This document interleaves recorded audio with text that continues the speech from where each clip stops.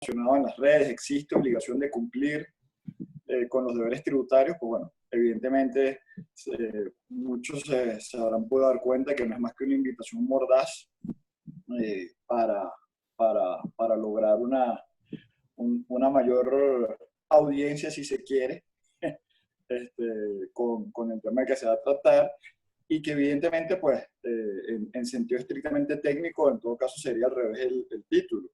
Si hay deber de cumplir con la obligación tributaria.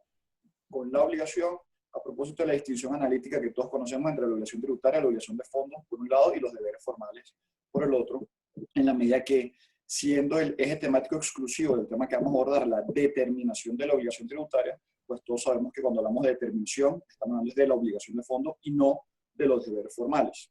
De manera tal que este título, pues muy bien propuesto por la asociación. Además, bueno, en todo caso, evidentemente se refiere exclusivamente en el contexto del COVID-19 y el estado de alarma.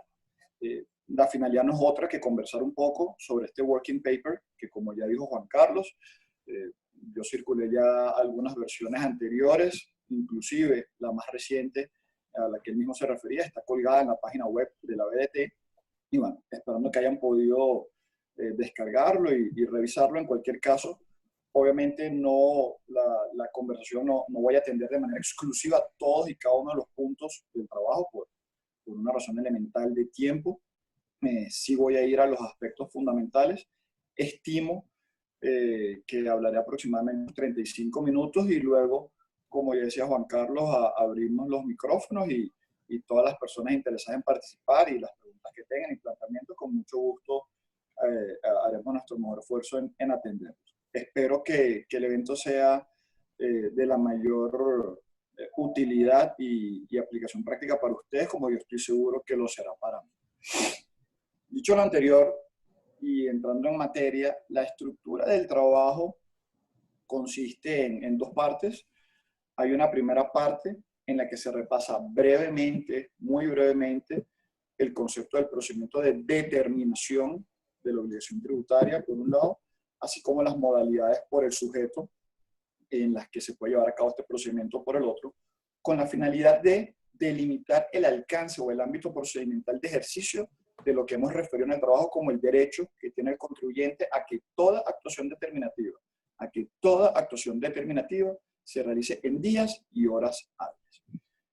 En cuanto a la segunda parte, una vez precisado lo anterior, pues entraremos de fondo con este referido derecho subjetivo del contribuyente, en el marco del análisis de dos normas fundamentales del Código. Por un lado, el artículo 162, que es el que establece el derecho, y por otro lado, el artículo 10, que tiene una serie de consideraciones de la mayor importancia a propósito de la caracterización de cómo se computan los lapsos y términos, qué se entiende por día inhábil y qué se entiende por día hábil por argumento contrario de la caracterización de los días inhábiles, con la finalidad de aterrizar todo esto, entre otros supuestos, en la circular dictada por la SUDEMAN, atendiendo el llamado efectuado en el decreto de declaratoria de estado de alarma, para entonces llegar a lo que sería la conclusión lógica o el corolario lógico de toda la exposición, que no es otro que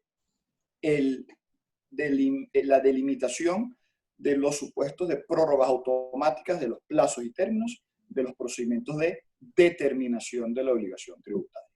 Entonces, ese más o menos es el plan de trabajo, y como les dije, evidentemente, pues no voy a atender todos y cada uno de los aspectos revisados en el paper, pero sí los principales para luego abrir los micrófonos. En esta línea, yo creo que no tiene ningún sentido ya hablar hoy del COVID-19 como tal, ya todos lo sabemos, lo hemos vivido, ya tenemos más de 2 meses en casa, y todas las consideraciones jurídicas en general que también se han efectuado, pues ya está al alcance de todos, sobre todo en el contexto venezolano, por lo menos a quienes se conectan desde Venezuela ya están en conocimiento de eso. A lo que sí quiero hacer referencia en esta introducción es a que en el foro tributario venezolano se han preparado varios importantes estudios que analizan las consecuencias en general del decreto 4160 y las consecuencias en particular de su disposición final sexta, a propósito del debate que se ha generado y que está alrededor, que se presenta alrededor de la suspensión o interrupción ope legis o no de los procedimientos administrativos en general y de los procedimientos tributarios en lo particular.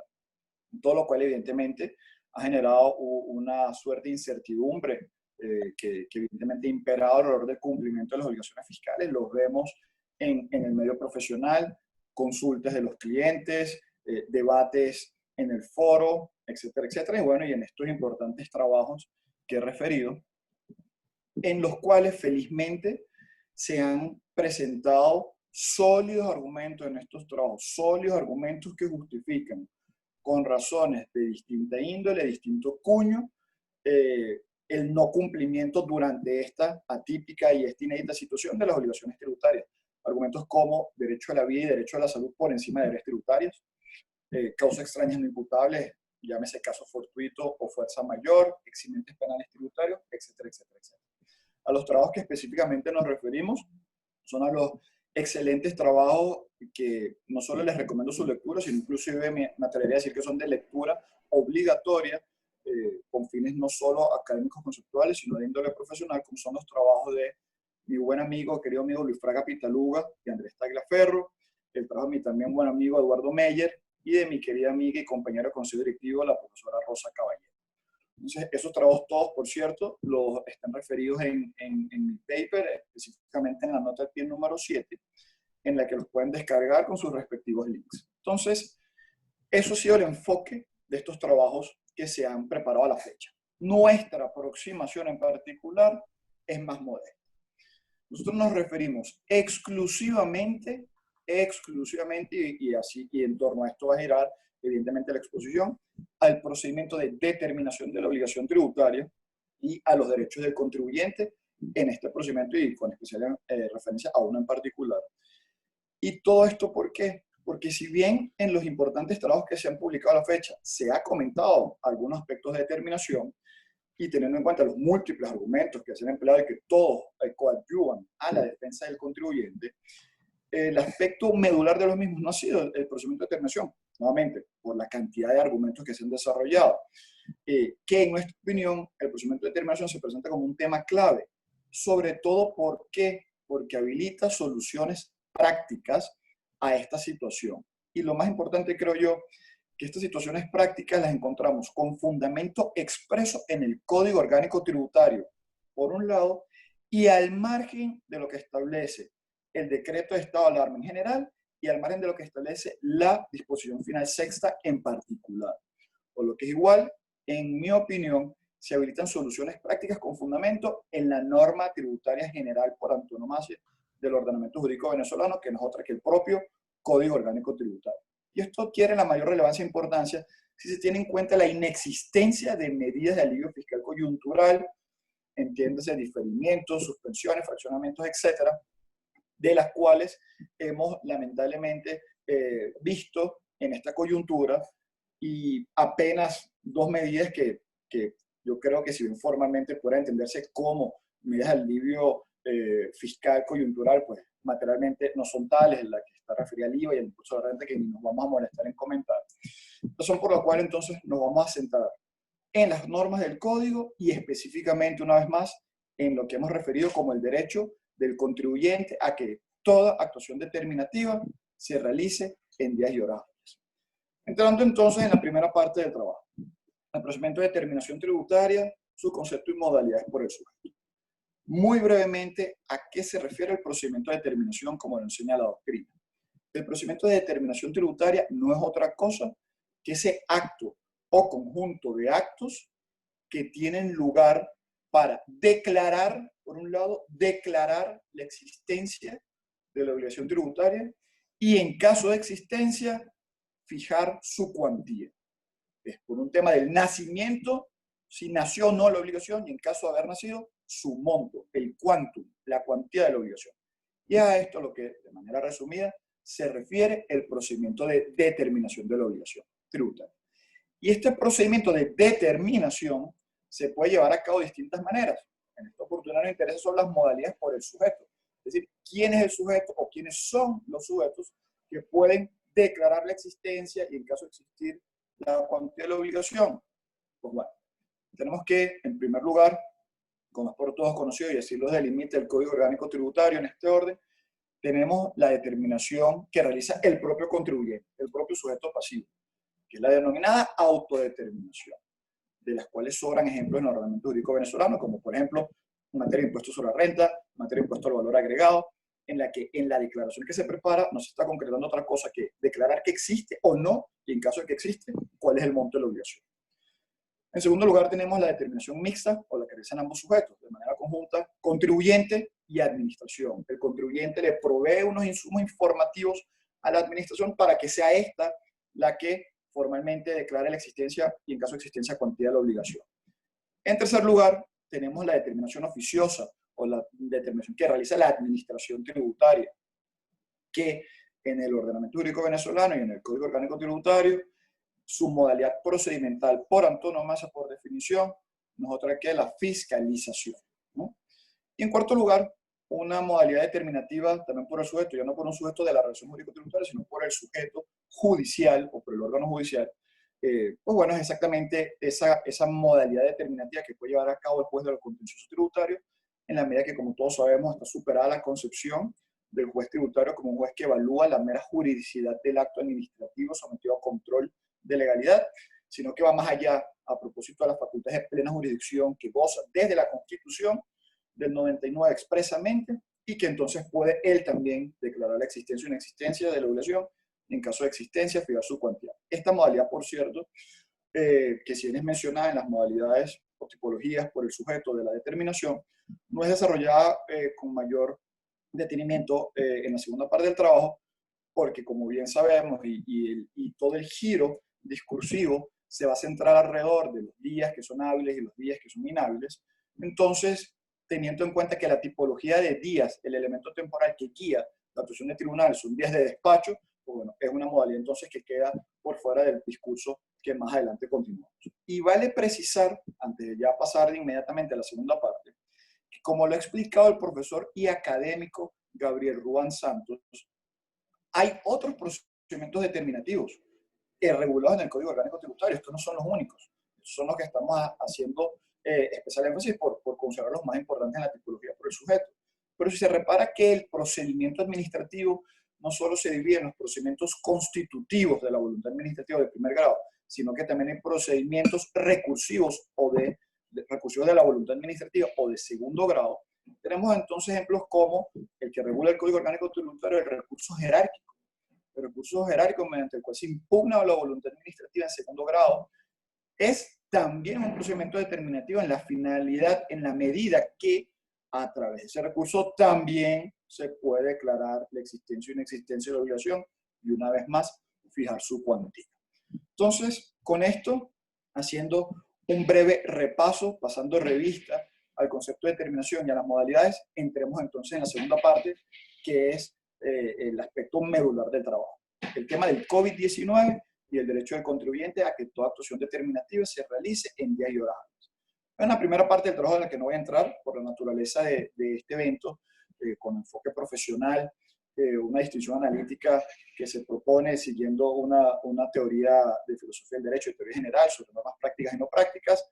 En este momento no goza de la mayor importancia, pero sí una parte que, aun cuando también es una categoría de teoría general del derecho y filosofía del derecho, sí va a encontrar una especial importancia práctica a los fines del discurso, que tiene que ver con la caracterización de los derechos subjetivos como pretensiones justificadas y la correlación que existe entre los deberes y los derechos, entre las obligaciones y los derechos. ¿A qué nos queremos referir cuando hablamos de que el derecho subjetivo es una pretensión justificada? Siguiendo en este caso a Hoffeld, siguiendo a Ricardo Guastini en Italia, siguiendo nada más y nada menos que a Carlos Santiago Nino, que a su vez en el trabajo que citamos no está siguiendo a otros, sino nada más y nada menos que a Hans Kelsen. Cuando sale una pretensión justificada en la caracterización de los derechos subjetivos que tenemos las personas, se hace referencia a que si es una pretensión, es un claim, es algo que se puede solicitar, que alguien puede solicitar, y es justificada en la medida que encuentra justificación que encuentra fundamento en una norma jurídica, que como vamos a ver, ese es exactamente el caso del derecho del contribuyente a que toda actuación determinativa se realice en 10 horas hábiles. Por un lado. Y en cuanto a la correlación que implican los deberes, las obligaciones con los derechos, a propósito de la naturaleza bifronte del derecho en general, esto lo que quiere significar es que en la medida que hay una persona que tiene una obligación, hay una persona que del otro lado tiene un derecho. En la medida que hay una obligación activa o un hacer, hay una persona que tiene del otro lado un derecho para exigir ese hacer. En la medida que hay una obligación pasiva o un no hacer, hay una persona que puede exigir a esa persona ese no hacer. Entonces, estas categorías, tanto la precisión justificada y especial énfasis en la correlación que existe entre el deber y el derecho, la vamos a ver de manera inmediata en el análisis del artículo 162 del Código Orgánico Tributario. Pasamos entonces al Código Orgánico Tributario. Antes de leer la norma que todos tienen a disposición del artículo 162, en mi opinión, establece la obligación que tiene la administración tributaria de practicar sus actuaciones y atender las que se practiquen ante ellas en días y horas hábiles. Correlativamente, y aquí entra entonces la noción del correlato de deberes y derechos, correlativamente, delimitando que los sujetos pasivos tienen, por su lado, el derecho subjetivo o la pretensión justificada a no atender, comparecer, recibir, realizar dichas actuaciones en días y horas inhábiles. Una primera y muy importante aproximación a este derecho nos encontramos en importantes antecedentes que la doctrina venezolana ha desarrollado, específicamente en las autorizadas voces de mi querido amigo Luis Fraga Pitaluga y mi querido amigo y exprofesor Alberto Blanco-Uribe Quintero. Luis Fraga Pitaluga hace más de 20 años, hace más de 2 décadas, en su célebre obra La defensa del contribuyente en frente a la administración tributaria, ya avisaba, ya sentaba bases ya sentaba los cimientos fundamentales de este derecho que hoy proponemos a propósito del análisis del artículo 162, desde la perspectiva del deber que tiene el contribuyente a comparecer ante la administración tributaria en días y horas hábiles. Correlativamente, si tiene el deber de comparecer, como explicaba Luis, de comparecer ante la administración en días y horas hábiles, tiene el derecho a no comparecer en días y horas inhábiles. Por su lado, Alberto Blanco-Uribe Quintero, en un trabajo de más reciente data, a principios de los años 2000, explicaba de manera crítica que la administración tributaria estaba teniendo una práctica al margen de la ley, al margen del Código Orgánico Tributario, conforme a lo cual realizaba actuaciones en días y horas inhábiles, como por ejemplo, que todos conocemos, entre otras cosas, evidentemente por temas de práctica profesional, los famosos cierres de establecimientos los viernes a final del día, cuando ya eran horas inhábiles y ya no podía, de hecho ni de derecho, hacer algo efectivo el contribuyente para intentar detener esa actuación. Entonces, en las autorizadas voces de Fraga Pitaluga y Blanco-Uribe encontramos unos antecedentes inmediatos de especial importancia para el desarrollo que proponemos de este derecho hoy, bajo el rótulo de derecho a que el contribuyente se realicen todas las actuaciones determinativas en días y horas hábiles. ¿Qué dice a tenor literal el artículo 162 del Código Orgánico Tributario? El Código establece que las actuaciones de la administración tributaria,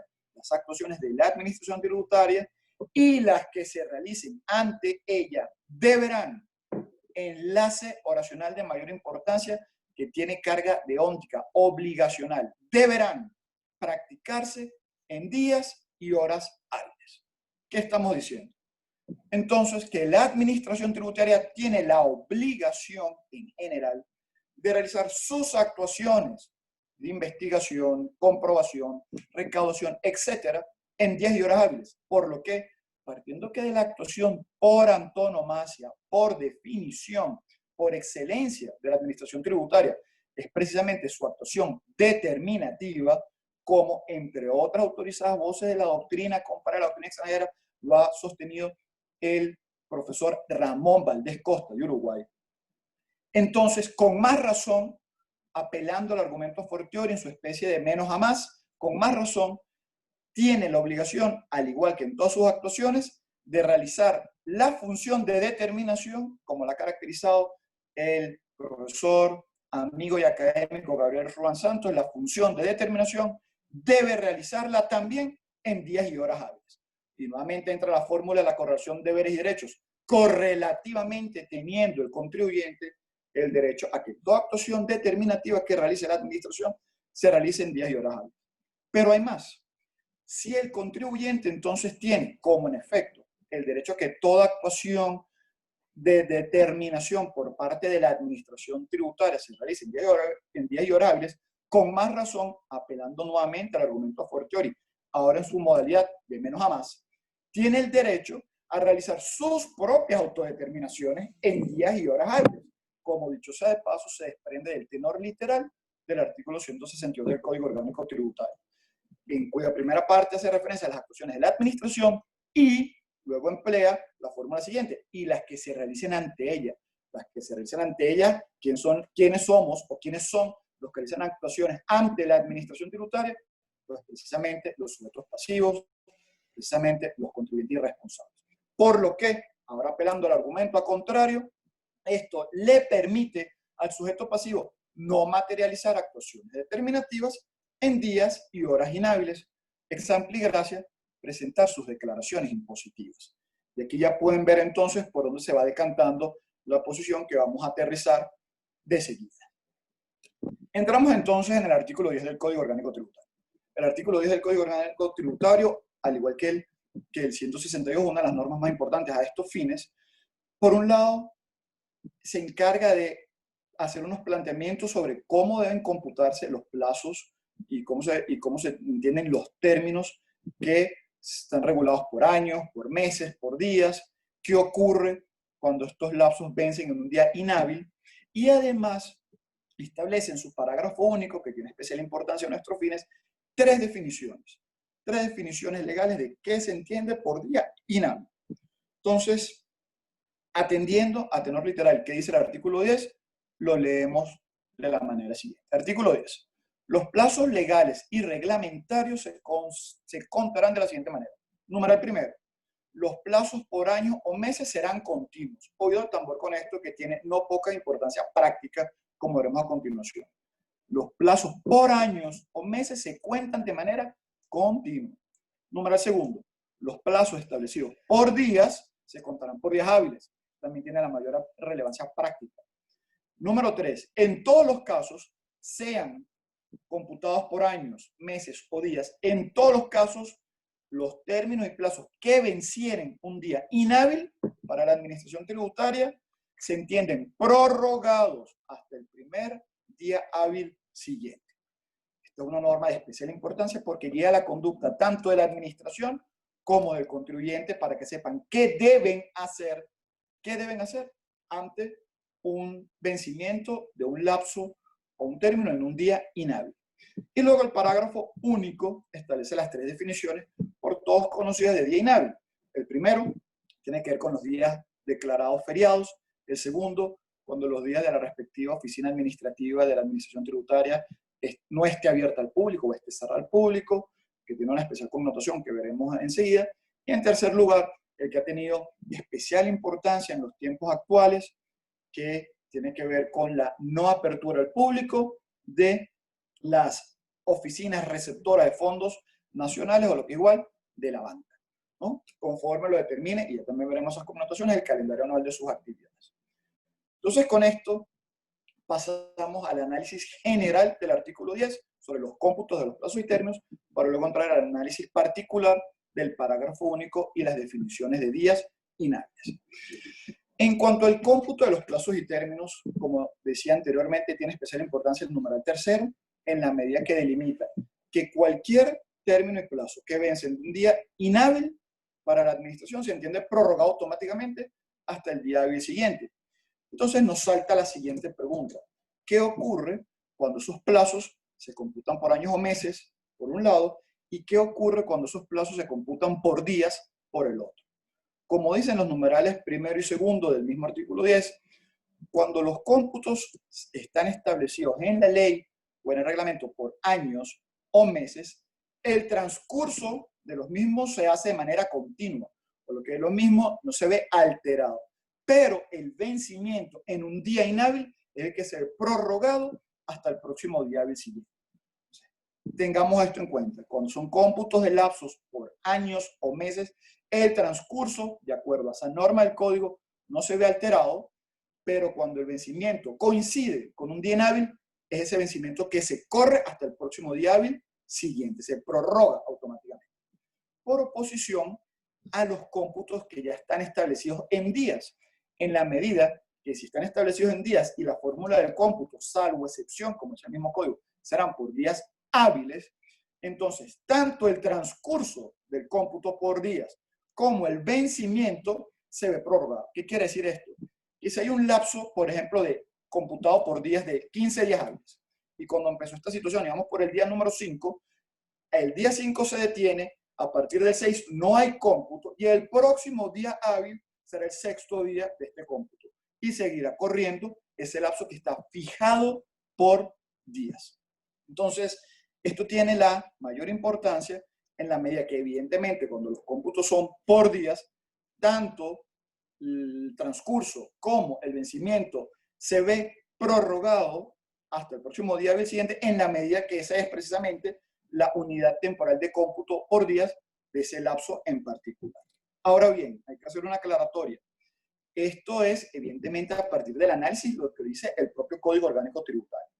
Pero en una situación coyuntural, especialísima y excepcional como la actual, apelando a los importantes trabajos ya referidos de la doctrina sobre argumentos de suspensión o pelej de lapsos, sobre argumentos de preeminencia de derechos constitucionales sobre deberes tributarios, sobre presencia de causas extrañas no imputables, esos argumentos justifican de manera sobrada y contundente que inclusive en casos no excepcionales, como el que nos atiende, como el que ocupa en la actualidad, ya ni siquiera los lapsos deberían transcurrir, aunque estén fijados por meses o por años. Entonces, hacemos esa salvedad porque recordamos que el análisis al que nos estamos deteniendo es el del código, pero hay otros argumentos de doctrina que justifican que inclusive nuevamente los lapsos por años y meses tampoco transcurren.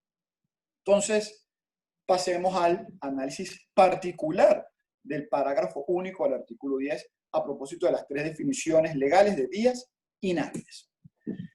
¿A qué se refiere la primera definición? La primera definición contempla, delimita como día inhábil los días declarados feriados. Y a propósito de que en los días declarados feriados entendemos, ¿no?, de manera llana y sin mayor consideración, que en los días feriados, tanto administración pública como sector privado, verbigracia, contribuyentes por igual, simplemente no trabajan, por lo menos formalmente hablando.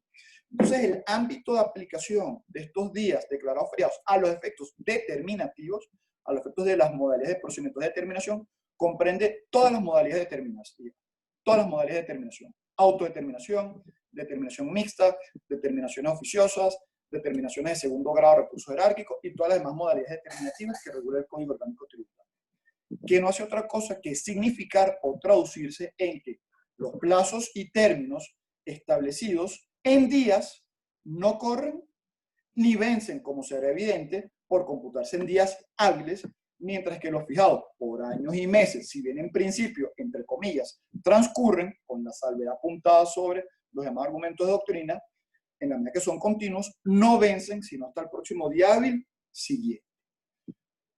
Segundo supuesto de definición de día inhábil: los días en que la respectiva oficina administrativa no hubiere estado abierta al público.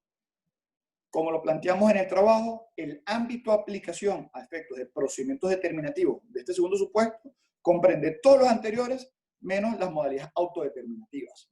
Por lo que igual comprende la determinación mixta, la determinación de oficio, las otras modalidades determinativas que regula el código de las cuales se encarga la administración, el recurso jerárquico como modalidad determinativa de segundo grado o recursiva. ¿Por qué? Porque simplemente no es posible sustanciar, salvo que sea a espaldas del contribuyente, con todas las inconstitucionalidades que ello supone, ninguno de los anteriores procedimientos determinativos si la oficina competente está cerrada al público. Y con ello, evidentemente, los plazos y términos procedimentales no están transcurriendo, nuevamente, salvo los anuales o mensuales con la aclaratoria expuesta, ni pueden vencer en los términos anteriormente precisados.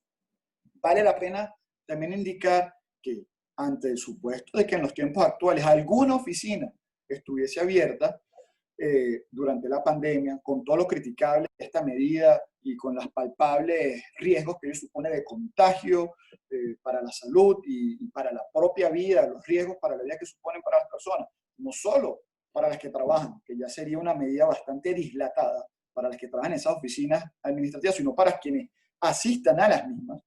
Ello, dicho sea de paso, estuviese abiertamente en contra, dentro de tantas normas, normas constitucionales, etcétera, pero del propio decreto del estado de alarma, específicamente en el artículo 5. El artículo 5 del decreto de alarma, a tenor literal, establece, y me permito leer, que las personas naturales, así como las personas jurídicas privadas, están en la obligación de cumplir con lo dispuesto en este decreto y serán individualmente responsables cuando su incumplimiento ponga en riesgo la salud de la ciudadanía. ¿Qué quiere decir esto?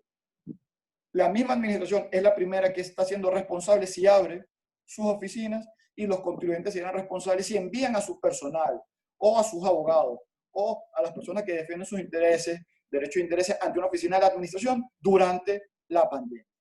Que dicho sea de paso, y otra vez atendiendo momentáneamente el tema de que alguna oficina esté abierta al público y con las posibilidades de contagio que ellos suponen y de propagación de la pandemia. En primer lugar, sabemos que hay una situación de inoperatividad generalizada del sector privado y de todos los sectores por o a propósito de la suspensión de actividades laborales, como fue en su momento pronunciado e indicado por las personas encargadas.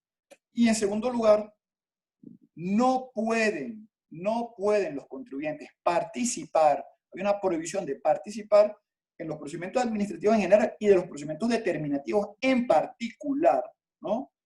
A tenor del artículo 36, otra vez del mismo decreto declaratorio de estado de alarma. ¿Qué dice el artículo 36?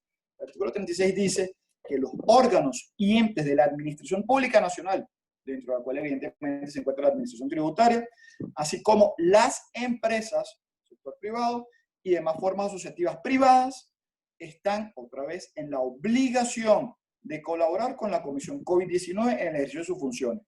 ¿Y cuáles son las funciones de la Comisión COVID-19? Evitar la propagación de la pandemia. O lo que es igual.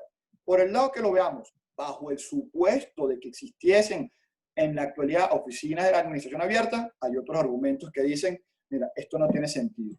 Y que además, eventuales pseudosustanciaciones de procedimientos determinativos durante esta situación, ¿y por qué referimos que son pseudoprocedimientos de pseudosustanciaciones? Porque se estarían haciendo a espaldas del contribuyente, porque el contribuyente no puede, a riesgo de su salud y de su propia vida, atenderlos, estarían evidentemente atentando directamente contra los derechos a la salud, a la vida y específicamente de naturaleza procedimental contra los derechos al debido proceso, contra los derechos a la defensa de conformidad con el artículo 49 de la Constitución. Finalmente, en cuanto a este segundo supuesto, es importante analizar, así sea brevemente, una coletilla que trae la parte final de este segundo supuesto que dice que quedará del contribuyente comprobar por los medios que determina la ley que la oficina administrativa no está abierta al público, o lo que es igual, en términos técnicos, le impone la carga probatoria, la carga de la prueba del contribuyente, de demostrar que la oficina de que se trata de la administración estaba cerrada. Aquí no hace falta detenernos con mayor detenimiento, con mayor argumentación en la medida que, si simplemente recordamos los principios favor probationis por un lado y el principio de proximidad, cercanía o facilidad a la obtención de la prueba por el otro, que son concreciones de lo que la doctrina ha llamado las cargas probatorias dinámicas para flexibilizar las cargas de la prueba cuando para una de las partes que esté en mejores condiciones de probar un hecho tenga que probarlo. Este es el caso por antonomasia que encuadra en este supuesto, máxime cuando se trata de un hecho negativo absoluto. Debemos recordar que la jurisprudencia venezolana ha atribuido de manera exclusiva a la administración tributaria la carga de la prueba cuando, como en este caso, se trata de un hecho negativo absoluto que alegaría el contribuyente, como lo es, la oficina estaba cerrada, y además cuando se trata de asuntos internos de la organización de la administración, como evidentemente lo es que una oficina de su dependencia no hubiese estado abierta al público. Segundo supuesto, lo dejamos de lado. Tercer supuesto definitorio, supuesto especial de definición sobre días inhábiles referido a que las instituciones financieras no estuvieran abiertas al público. Muy bien. El ámbito de aplicación, como lo hemos venido delimitando en los supuestos anteriores a efectos de procedimientos de determinación, se refiere en este caso como a tenor literal, lo dice la norma, a los solos efectos, un supuesto especial, a los solos efectos de la declaración y pago de obligaciones tributarias. Y cuando leemos que se habla de declaración y pago de obligaciones tributarias, no estamos leyendo otra cosa que a los efectos de la autodeterminación de las obligaciones tributarias. ¿Y por qué decimos esto? Si bien el pago, como sabemos, de las obligaciones tributarias no forma parte del procedimiento determinativo, el pago es, como todos sabemos, el medio por antonomasia extinción de las obligaciones en general y de las obligaciones tributarias en particular. Su inclusión en el discurso normativo bajo la fórmula declaración y pago de esta definición de día inhábil permite desentrañar el sentido contextual de la primera parte de la expresión sobre la declaración. Y con ello, este supuesto especial se inclina a que en su acepción de declaración como sinónimo equivalente de autodeterminación, debido a que esta es la única modalidad determinativa que puede, sin ello ser forzoso, evidentemente, estar acompañada del inmediato posterior pago de los tributos declarados y liquidados por el propio contribuyente. Evidentemente, si hay una determinación de oficio, una fiscalización, se hace un reparo, que el contribuyente pudiera pagar, pero es una determinación de oficio que hace la administración. En el único caso que la declaración puede ir inmediatamente o cercanamente acompañada del pago cuando hace el contribuyente, es la autodeterminación. Y eso es lo que nos lleva a pensar que este tercer supuesto está dirigido exclusivamente a la modalidad determinativa cuando la realiza el sujeto pasivo o el contribuyente. Lo que significa, por argumento a contrario, que estaría fuera de su ámbito de aplicación las demás modalidades determinativas por el sujeto, llámese mixta, de oficio, recursiva, etcétera, etcétera. Entonces, en este supuesto especial de modalidad de autodeterminación, los plazos y términos distintos a los fijados por días, si bien entre comillas otra vez transcurren con la salvedad ya indicada, no vencen hasta el primer día hábil siguiente, mientras que los indicados por días no corren ni vencen hasta el próximo día hábil siguiente. Una mera precisión con la parte infine, la parte final del parágrafo único en este supuesto especial, que hace referencia a que estos días que la banca esté cerrada al público conforme lo determine el calendario anual de sus actividades. Evidentemente esto se refiere a circunstancias ordinarias, regulares, no circunstancias excepcionales como la que estamos viviendo con el COVID-19, de manera tal que es de suyo necesario pensar que la administración puede, en ejercicio de su potestad de policía administrativa, como todos conocemos, y en este caso la administración sectorial encargada de regular la actividad bancaria, y darle una instrucción, como en efecto lo hizo, a los bancos e instituciones financieras, de que no abran sus puertas al público por razones de evidente seguridad y salud pública. Y a esto entonces nos lleva al próximo punto, ya cercanos a terminar. La famosa declaratoria del estado de alarma y la circular que dictó la SUDEBAN como eventuales concreciones de las definiciones de días inhábiles anteriormente indicadas, específicamente en el tercer supuesto de días inhábiles como días en los cuales la banca está cerrada al público. El artículo 9 del decreto de declaratoria del estado de alarma se le gira una instrucción a la superintendencia de instituciones del sector bancario para que regule el régimen de suspensión, de las actividades durante esta situación de pandemia. Y eso entonces vino a ser concretado como en efecto a través de la circular que todos conocemos, 023115, mediante la cual se estableció que de manera excepcional se verán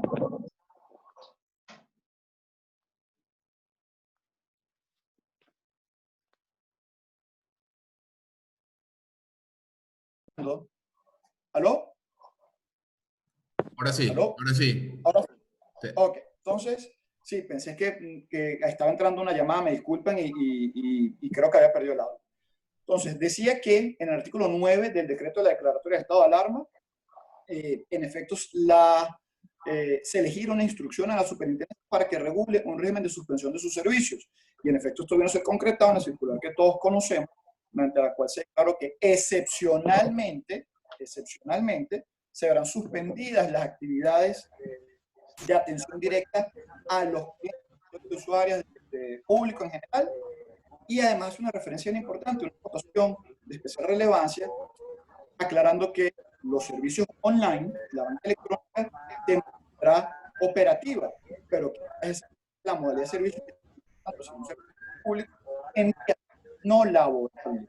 Y esto tiene la...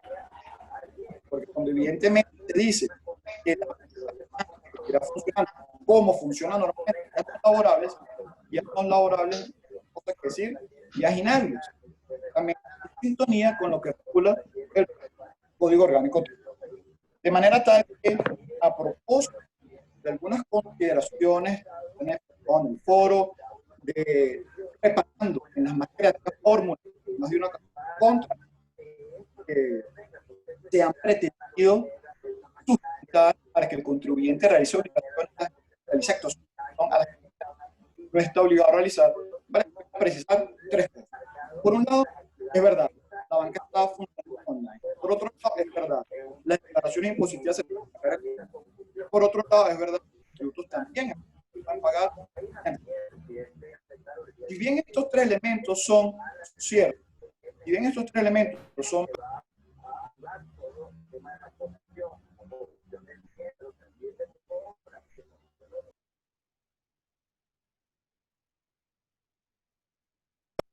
de las oficinas bancarias al público, o lo que es igual y en palabras llanas. Los sistemas y las plataformas electrónicas no son oficinas de fondo, no son oficinas receptoras de fondos nacionales, con lo cual, evidentemente, justificar lo contrario, por carecer de basamento legal, se presentaría como una actuación al margen de la ley, carente de fuerza vinculante a alguna, y por ello, incapaz de guiar la conducta determinativa del contribuyente. A modo de conclusión, para ya terminar, entonces vemos cuáles son las consecuencias de todo lo planteado hasta este punto. ¿Y cuál es el corolario lógico? Evidentemente, los supuestos específicos de prórroga automática de los plazos y términos en los procedimientos de determinación. En primer lugar, en el caso de los días declarados feriados, tenemos entonces que comprende todos los procedimientos determinados, todos, por las modalidades por sujeto, de segundo grado, etcétera, etcétera, todos, razón por la cual todos los vencimientos de sus plazos y términos, así como los transcursos que estén establecidos en días, se prorrogan automáticamente hasta el próximo día hábil siguiente. Segundo supuesto, los días en que la oficina administrativa esté cerrada al público.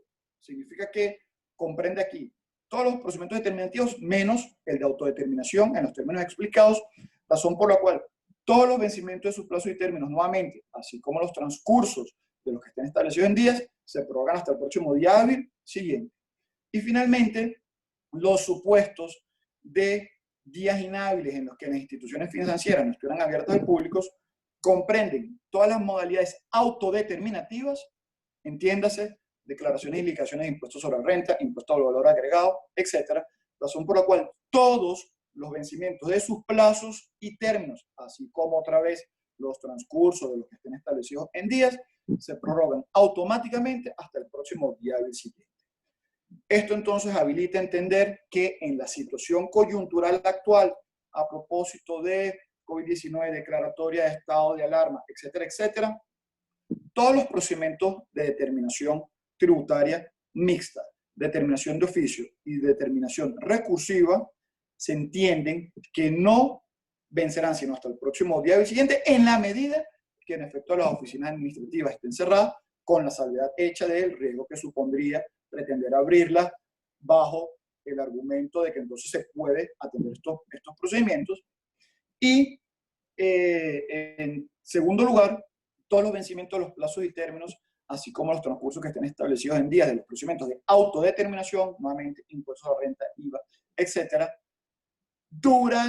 están automáticamente prorrogados durante el tiempo que la banca esté cerrada al público. Es decir, desde el dictado de la circular de la SUDEBAN del 15 de marzo de este año y hasta el primer día hábil siguiente en que la misma deje de estar, la circular de estar vigente y aplicada. Corolario lógico de todo lo anterior, para ya terminar, esto supone que no hay y no están causándose, por vía de consecuencia, intereses moratorios en la medida que son accesorios a la obligación principal, y tampoco serán aplicables sanciones que, si bien no son accesorios a la obligación principal, en la medida que tienen autonomía, como lo explica la doctrina venezolana de manera bastante dilatada en la naturaleza del ilícito tributario bajo la fórmula ATAC, acción típica antejurídica culpable, si bien no son accesorios, tampoco habrá lugar a imposición de sanciones en la medida que no existe, hay inexistencia o falta, en existencia en la falta o en el retardo del cumplimiento de las obligaciones tributarias, dado el estado de prórroga automática de los plazos y términos de los procedimientos determinativos de la obligación tributaria. Por su atención, muchísimas gracias. Bueno, muchísimas gracias, Serviliano. Disfruté tanto la exposición como el trabajo que en tu oportunidad me compartiste antes de hacerlo público y cuyos comentarios te hice posteriormente a que saliera en público, pero que disfruté bastante porque como se acaba de caer tu cámara, pero como te comentaba en privado, me parece muy importante poner los puntos sobre las IE, volver a la determinación como el elemento principal para resolver los temas asociados a la situación derivada de la imposibilidad de cumplir con las obligaciones tributarias. Bueno, yo voy a, Serviliano, hay varias preguntas de distinta índole en el chat, yo te las voy a ir haciendo. Quiero aprovechar, Serviliano, nos acompaña Manuel López Oliva desde Guatemala. Un saludo a los amigos de Guatemala, sede anfitriona de las Jornadas Latinoamericanas de Derecho Tributario, en este momento suspendidas por las razones que todos conocemos. Serviliano, hay una pregunta que tiene un doble contexto. Francisco Curcio dice, buenos días, señala, desde hace unos días se habla una ley de remisión tributaria, también se habla de la solicitud de eximente de la obligación tributaria por parte del contribuyente.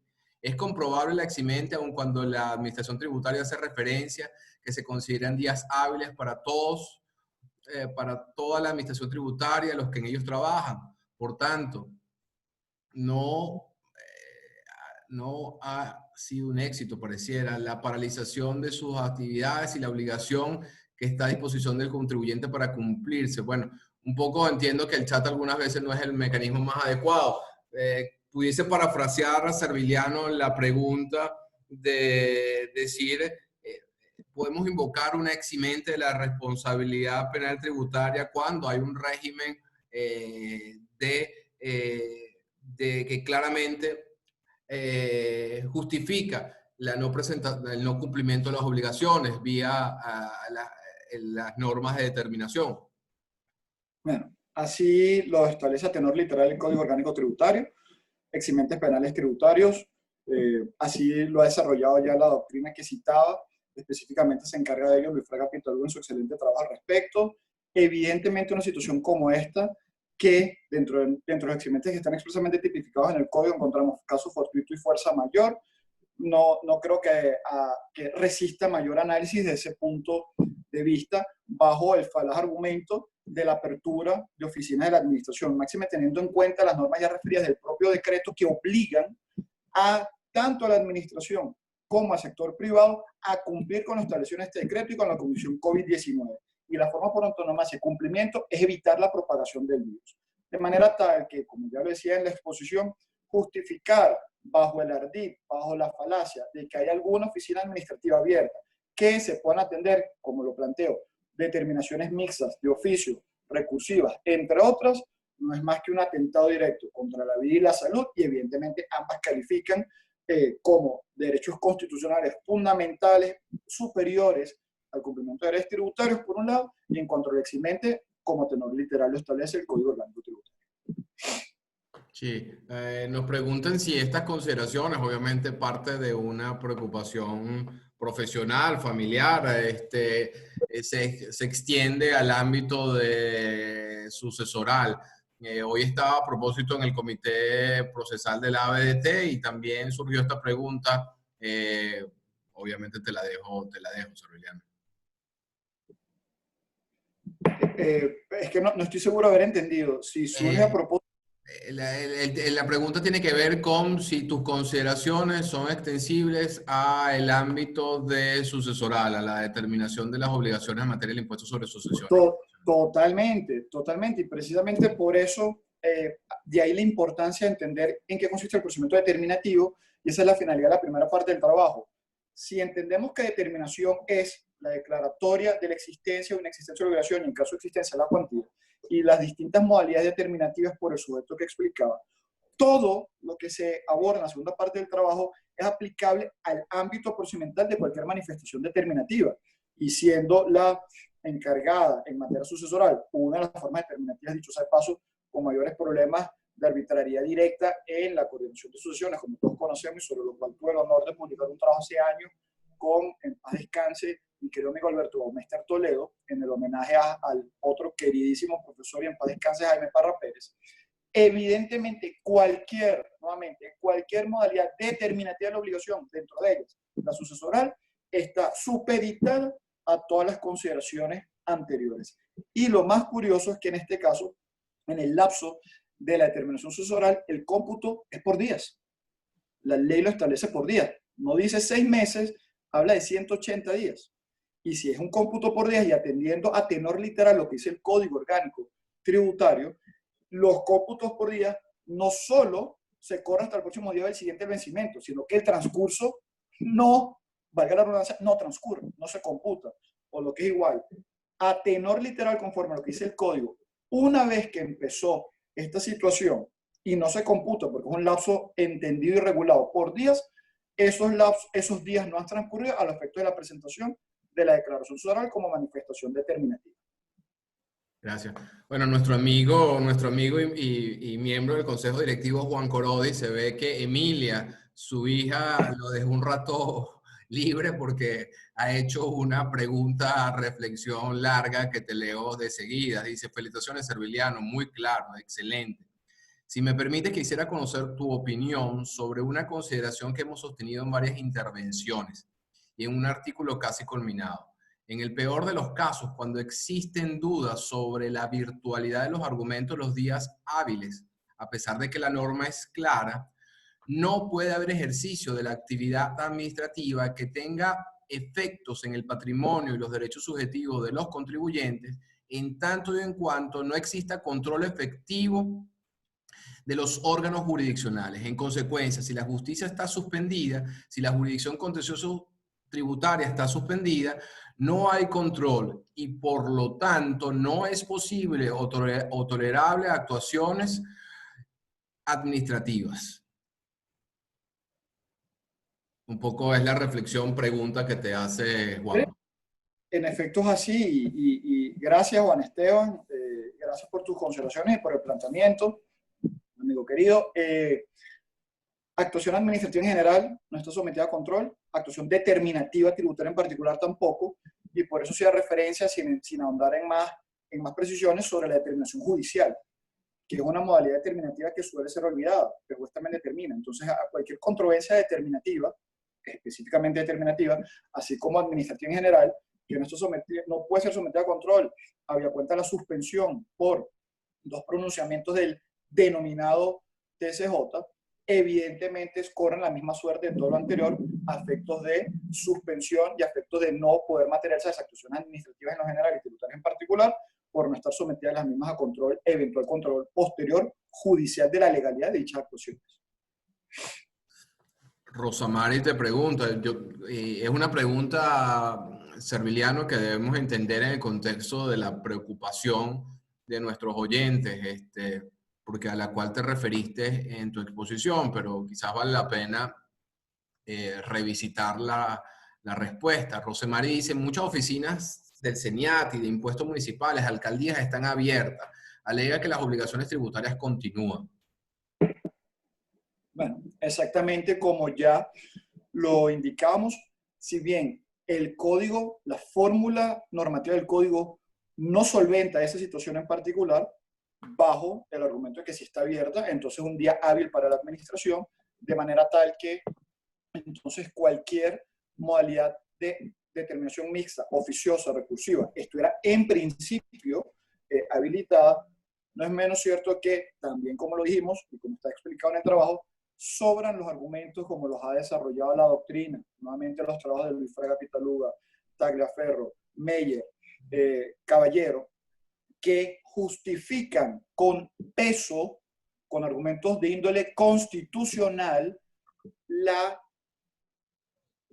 puesta superior del derecho a la vida y el derecho a la salud por encima del cumplimiento de deberes tributarios, por un lado, y por otro lado, el mismo discurso normativo del decreto declaratorio de estado de alarma, cuando se referencia a que administración y sector privado están obligados a cumplir con estas consideraciones y a cumplir con la Comisión COVID-19, cuya función única es evitar la propagación de la pandemia, pues sería de perogrullo afirmar que evidentemente si yo estoy obligado a no propagar y estoy en principio obligado además a cuidar mi propia vida, ¿no? No solo un derecho, yo estoy obligado a, ¿no? Libertad individual, salud, etcétera, etcétera. ¿Cómo voy a atender? Y por eso yo hablaba de una pseudo-sustanciación de procedimientos. ¿Cómo yo voy a atender un procedimiento determinativo poniendo en riesgo mi salud y poniendo en riesgo mi vida? Eso no tiene ningún sentido.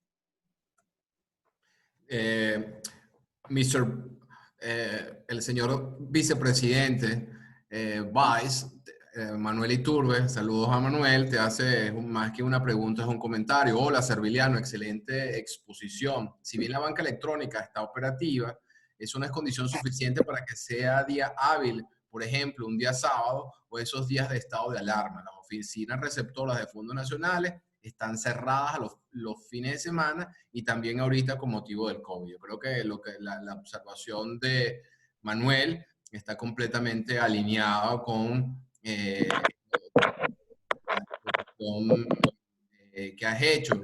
Rosemary, que también te preguntaba lo de la oficina del CENIA, dice que hiciste el pago electrónico. Yo creo que tú has sido bastante claro en que la existencia del pago electrónico no puede, y como te lo comentaba en privado, derogar implícitamente el régimen de determinación y de días hábiles previsto en el Código Orgánico Tributario, ¿no? Correcto. Bueno, Correcto. El Martínez señala que algo todavía que también tiene unas implicaciones sensibles. Dice que el CENIAT y algunos municipios están realizando procedimientos de fiscalización. Aquí se exacerba un poco lo que estamos conversando. Correcto. Primero, atendiendo el planteamiento de Rosamari y lo que dijo nuestro querido amigo Manuel, tema sobre el cual específicamente había podido hablar con él de ese caso, eso están atendidos específicamente en la nota al pie número 57 del trabajo. En su supuesto que la banca esté operando online, que se puedan presentar las declaraciones electrónicas, que se puedan hacer pagos online, eso no es equivalente ni ninguna de esas modalidades, ni se subsumen en la definición del código, ni son equivalentes a entender que los sistemas y plataformas electrónicas son oficinas de fondos receptores de fondos, son oficinas receptoras de fondos nacionales, por ese lado. Y en cuanto al otro comentario, bueno, que se están haciendo fiscalizaciones, nuevamente lo llevamos al segundo supuesto, la definición de día inhábil cuando las oficinas están cerradas. Bueno, en este supuesto, si están abiertas al margen de los riesgos que supone de propagación de la pandemia, con todo lo que explicamos, están por encima de los derechos a la vida y los derechos a la salud ante el cumplimiento de deberes tributarios, evidentemente. Sí. Néstor López te saluda desde Guatemala. Cumplo como moderador mi misión de darte su saludo. Camilo Londón, consecuente amigo de la Asociación Venezolana de Derecho Tributario, a quien le enviamos también un caluroso saludo. Yo creo que, fíjate, Serviliano, hay mucha preocupación a pesar de quizás la claridad y la contundencia, tanto de tu criterio como de los que ha expuesto otros excelentes tributaristas como Fraga, como Meyer, como Rosa, en torno a al alcance de los días hábiles. Dice Camilo, excelente disertación, Serviliano, felicitaciones a la directiva de la BDT, gracias Camilo.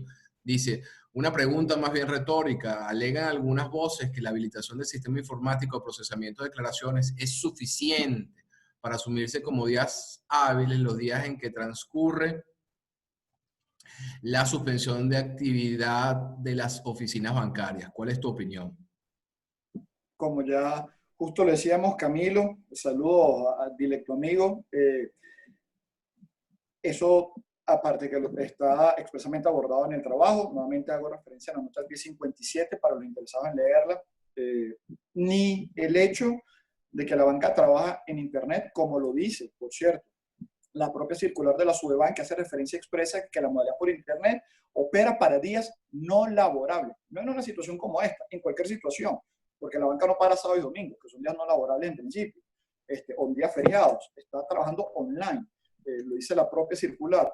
Pero nuevamente, el hecho de que la banca trabaje online, el hecho de que se puedan presentar declaraciones impositivas online, el hecho de que se puedan pagar tributos online, ninguno de estos supuestos se subsume en la definición normativa de día inhábil cuando las oficinas las oficinas receptores de fondos no están abiertas al público, o lo que es igual, como ya lo sostenía, los sistemas y plataformas electrónicos simplemente no son oficinas receptoras de fondos públicos, de manera tal que cualquier argumento o cualquier pretendida justificación en contrario es una acción al margen de la ley, al margen del tenor literal del Código Orgánico Tributario, y por vía de consecuencia no pueden guiar la conducta determinativa del contribuyente.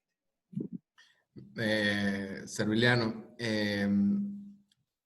esta dinámica que hemos tenido hoy, estamos abrumados de preguntas, vamos a tratar de responder las máximas que podamos, pero me recuerda mucho, Serviliano, las sesiones que tenemos cuando damos clase.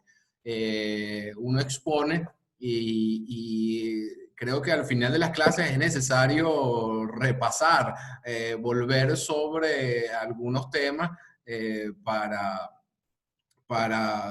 consolidar los criterios expuestos. Gustavo Zambrano, amigo también del ABT y consecuente colaborador, dice: brillante exposición, Serviliano. Yo entiendo que los plazos por días hábiles quedan suspendidos hasta el inicio de las actividades normales, pero cuando los plazos son en días continuos, los mismos transcurren, pero el día de su vencimiento es el que queda prorrogado hasta el levantamiento del estado de alarma. Yo sé que te referiste a este punto, Serviliano, pero como te hacía el ejemplo de clase, creo que es importante de nuevo rematarlo. Claro, perfecto. Bueno, saludos, Gustavo, gracias por conectarte y por participar, y bueno, evidentemente por tu planteamiento, tal cual como lo ordené en la exposición y lo planteo obviamente con mayor detenimiento en el trabajo. Es importante la institución analítica que hace el artículo 10 en su numeral primero y segundo. El numeral primero hace referencia a que los lapsos que están regulados por años y meses, ¿no?, se computan de manera continua, como tú dices, y el numeral segundo hace referencia a que los regulados por días se computan por días hábiles, salvo expresa regulación en contrario. Esto contextualizado en el marco de lo que estamos hablando, y como decía, en principio, la fórmula del código no satisface a plenitud la solución de atención de estas particularidades cuando evidentemente el lapso está regulado por días, por meses o por años. ¿Por qué? Porque si bien el vencimiento, si el vencimiento del lapso coincide con un día inhábil, es el vencimiento el que se prorroga el próximo día hábil siguiente. ¿Qué quiere decir esto? Plazo de cualquier tributo que sea regulado por 2 meses, 3 meses. Durante esta situación coincidió con un día inhábil, entonces no tengo que presentar la declaración. Pero el próximo día hábil siguiente, que no sabemos cuándo será ese día, de acuerdo a lo que dice el código, tendríamos que salir corriendo a presentar la declaración, ¿no?, por oposición a los lapsos que están computados y están regulados por días, porque esos días de entenderse por días hábiles. Entonces poníamos el ejemplo de una pregunta que salió de la declaración sucesoral, podemos poner ejemplo de los lapsos en los recursos jerárquicos, los lapsos por días en descargos, los lapsos de allanamiento, que todos son por días. Esos no solo se prorroga el próximo día hábil siguiente al vencimiento, sino que el transcurso tampoco tiene lugar. ¿Cuál es la propuesta de solución para el caso de los cómputos por años o meses? Utilizar los argumentos, como digo en el trabajo, desarrollados por la doctrina, nuevamente Luis Franco Pitaluga, Enrique Meyer, Rosas Caballero, a propósito de del entendimiento de la suspensión general de cualquier procedimiento administrativo y de los tributarios en particular, de conformidad con una interpretación que avala esa fórmula de resolución de la disposición final sexta, por un lado, y por otro lado, pues los argumentos que hemos desarrollado sobre el sinsentido que implicaría la sustanciación igualmente de esos lapsos ante una situación como la actual de evidente coyuntura excepcional en la que está en riesgo la salud y la vida. Bueno, creo una de las cosas interesantes de las investigaciones en materia académica es que muchas veces Serviliano tienen una implicación mayor de la que uno se imagina al momento de hacerla. Néstor López, desde Guatemala, hace este comentario, no hace una pregunta, pero lo que quiero decir es que tus consideraciones son extrapolables a la situación que también están viviendo en Guatemala. Dice, en Guatemala se decretó que los plazos administrativos se encuentran suspendidos. No obstante, la SAT, asumo que es el Servicio Administrativo Tributario de Guatemala, está atendiendo, indican que ellos están trabajando, entonces los plazos siguen en curso. De manera que Néstor puede citar a Serviliano en la defensa. Marceli Meri, amigo, miembro del ABDT, uno de los prevenidos al bate en estos encuentros virtuales, dice, llegué tarde. Si llegaste tarde, Marcelo, no tienes derecho a preguntas. No, mentira, Marcelo. Desde el punto de vista probatorio, ¿cuáles serían los tips prácticos a aplicar y documentos a archivar? Buena pregunta, en un ámbito más pragmático. Bueno, dentro de esta línea han sido muchas las consideraciones que se han hecho en distintas exposiciones. Una de las principales a las que yo refería sería la exposición que presentó Luis Fraga Pitaluga y está grabada en su canal de YouTube, en la que hay muchos medios probatorios para demostrar esto. Desde que esto es un hecho público y notorio, desde las propias disposiciones que regula el decreto de estado de alarma, desde la publicación del anuncio cuando se declararon la suspensión de actividades laborales por el Paralelo Ejecutivo Nacional, desde la imposibilidad que se ha generado de manera sobrevenida en esta coyuntura, coincidentemente con el problema de la gasolina y la cantidad de noticias que se han publicado desde la propagación, aun cuando las cifras oficiales pues, no son la mejor ayuda, pero la propagación que se ha experimentado de estos temas y nuevamente las noticias, desde la evidente imposibilidad, que es fácilmente demostrable, porque si hay una medida de que están suspendidas las actividades laborables, la cual no solo por la medida, sino por la pretendida reactivación que se anunció recientemente, parcial, progresiva, etcétera, etcétera, no es más que por argumento contrario, la demostración de que en efecto hay suspensión. En fin, son muchos los elementos, desde noticias, que pueden ser recopilados en el acervo probatorio para demostrar ya no solo la imposibilidad general de cumplimiento o la dificultad de cumplimiento, sino las imposibilidades o dificultades particulares de cada contribuyente para atender las obligaciones tributarias a efectos de la determinación en cualquier modalidad, auto, mixta, oficiosa, etcétera, etcétera. Gracias, Serviliano. Bueno, aquí me parece que hay algo muy interesante, que es entramos en un diálogo, porque estos encuentros virtuales los arrancamos ya hace 6 o 7 semanas con Elvira Dupuy, quien a su vez expuso su criterio. Creo que con coincidencia en muchos aspectos. Ahora Elvira pregunta o repregunta, como queramos verlo, lo siguiente. Me gustaría tu opinión sobre que indiques, me gustaría tu opinión en relación con el destacado papel que en este contexto tiene el debido proceso de rango constitucional y que debe ser respetado aún durante los estados de excepción. Tendremos que ir directamente a tribunales. Creo que esta realidad y los mismos lineamientos al Poder Judicial podrán determinar una posición eventualmente a favor de los contribuyentes. La actitud de la Administración Tributaria Nacional y algunos municipios está totalmente fuera de la realidad. De allí la necesidad de una interpretación holística basada en normas y principios aplicables. Ok. Gracias, Elvira. Saludos y cariños. Eh, si queremos, lo podemos ver de distintas perspectivas. A mí siempre me ha gustado ver la configuración del derecho a la defensa y del debido proceso desde la instancia administrativa, ¿no?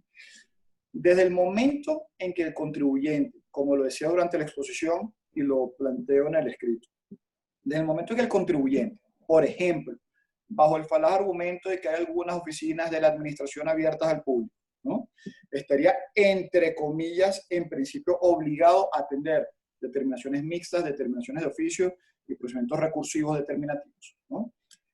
Teniendo en cuenta, nuevamente y una vez más, los derechos constitucionales a la vida, a la salud, etcétera, etcétera, y no estando por vía de consecuencia obligado a atender alguna actuación administrativa que ponga en riesgo su propia salud y su propia vida, esas sustanciaciones, que en principio la sustanciación de los procedimientos administrativos, sobre todo de primer grado, en los cuales se está constituyendo la voluntad administrativa, son concreciones del debido proceso del derecho a la defensa.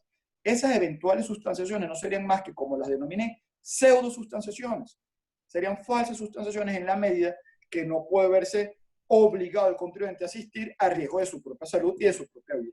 Y cualquier sustanciación a espaldas del contribuyente, como con sobradas argumentos lo ha desarrollado la doctrina en Venezuela y la doctrina comparada, sustanciaciones a espaldas del contribuyente no son verdaderas sustanciaciones y por el contrario atentan directamente contra el debido proceso y el derecho a la defensa a los cuales hace alusión el BID. Esto por un lado.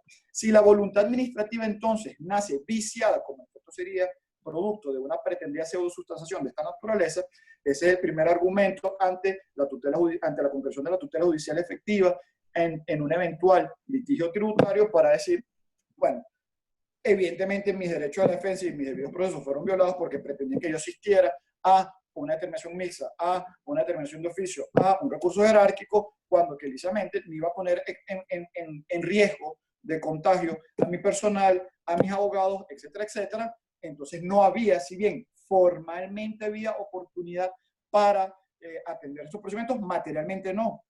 Inclusive utilizando como argumento las mismas disposiciones del decreto de estado de alarma que obligan, recuerden, obligan enlace deóntico, obligan a la administración y a los particulares a no solo cumplir con el decreto, evidentemente, sino a colaborar con todas las medidas que eviten la propagación de la pandemia. Y es de perogrullo afirmar que en contra de una medida que evite propagar, por un lado, abrir las oficinas de la administración pública en general, de la administración tributaria en particular, y por otro lado, obligar al contribuyente que actúe en contra de lo que dice el decreto, en contra de su propia vida y su salud, para atender una actuación determinativa que no es más que una violación del derecho a la defensa por una sustanciación a espaldas de, y esa es la configuración arquetípica definitoria del derecho a la defensa y del debido proceso. Gracias, Serviliano.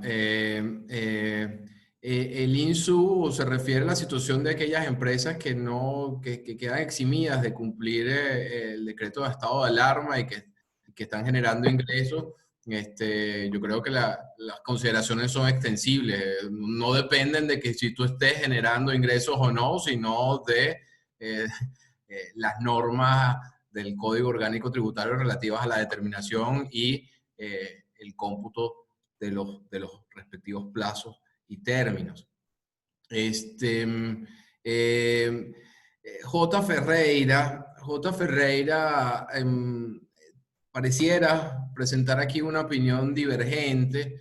Yo creo que está respondida, Serviliano, y te voy a rogar que yo puse en el chat que a partir de un momento las preguntas te las hagan directamente a ti, pero las preguntas que quedan vamos a tratar de responderlas en forma puntual. José Ferreira, o J. Ferreira, pareciera tener aquí una opinión un tanto divergente, y yo creo que aunque siento que está respondida, dice, te felicita por tu exposición. Él insiste que actualmente las declaraciones y los pagos son electrónicas, por lo cual dice, tome en cuenta que no interpretar el artículo 10 en forma restrictiva, porque las normas tributarias se interpretarán con arreglo a todos los métodos admitidos en derecho, ¿no? Ok. No voy a entrar en este momento a disertar sobre interpretación jurídica, más allá de que uno de mis temas favoritos de teoría general del derecho. Agradezco el planteamiento, ni mucho menos las modalidades de cómo se interpreta la norma tributaria, ¿no? Simplemente limitémonos a lo que dice. Aquí no se trata de interpretación extensiva, restrictiva, en mi opinión. Se trata de leer lo que a tenor literal dice la norma. Y como lo explico en la nota al pie número 57 del trabajo, como lo he discutido y lo ha sostenido también mi querido amigo Manuel Iturbe, como lo hemos hablado tú y yo, Juan Carlos, en distintas ocasiones, que precisamente fue a propósito de una de las discusiones con mi querido amigo Juan Carlos que incluía esta nota al pie, no se puede entender porque simplemente escapa del supuesto definitorio del artículo 10, no está así regulado, por el contrario está regulado que la no apertura al público en concreción de lo que dice a tenor literal la circular, y esta es la parte más importante, J. Ferrer, la circular hace alusión expresa, y es buenísimo, a que la banca online solo opera para días no laborables, en principio, pues, o funciona especialmente para días no laborables. Evidentemente también funciona para los laborables, pero este régimen excepcional es para días no laborables, como dice la circular. Y días no laborables no es otra forma que decir días inhábiles.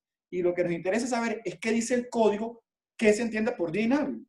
Y por día inhábil se entiende, uno de los tres supuestos, que la banca no esté abierta, como está perfectamente concretado en la circular, de manera tal que, una vez más, los sistemas y las plataformas electrónicas no son oficinas receptoras de fondos nacionales.